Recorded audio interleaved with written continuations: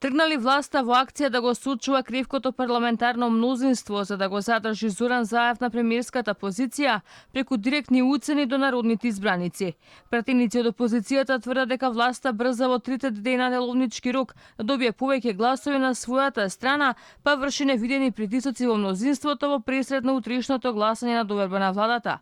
Портпаролот на ВМРО ДПМН Наум Стоилковски вели дека се повторуваат сценаријата со интензивни притисоци врз пратениците и дека власта не штеди ниту во злоупотребите, ниту во непристојните понуди. Веруваме и дека како што граѓаните се одважија и на изборите го испратија Зоран Заев и сада сама во историјата, така и потписниците на иницијативата за гласање недоверба на власта ќе се одважат да се издигнат над непристојните предлози и над заканите, затоа што за нив, како опозицијски пратеници, ништо не е поважно од јасно изразената волја на гласачите.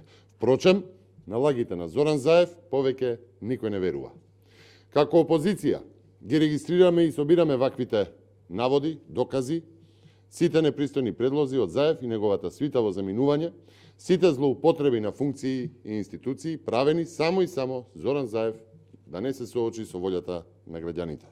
И пратеникот од ГРОМ Лјупчо Принџов обвинува дека во парламентот се вршени закани и уцени врз пратеници со цел да не гласаат за недоверба на владата. Не по прв пат, не по втор пат, не по трети пат, по пети пат и по 10 пат во собранието се случува страшен терор од страна на власта, предводена лично од премиерот кој што доаѓа во собранието, не баре таму е вработен, разговара со пратеници, што се случува во собранието, како луѓе кои што се подпишале, потоа не се подпишале, тоа се страшни притисоци од страна. Треба да се прашаат членоците на Социјалдемократскиот сојуз и оние кои што вчера беше во собранието. А работата на актуелната влада по втор пат годинава е ставена на тест. Иницијативата со 61 подпис веќе е во процедура. Собранискиот спикер Талат Џафери за вчетврток ја закажа и седницата на која опозицијата бара да биде изгласана недоверба на владата предводена од Заев. По едноneделно молчење од Бихачка за повлекувањето на Зоран Заев од функциите, партискиот врв вечерва прв пат ќе заседава во полн состав.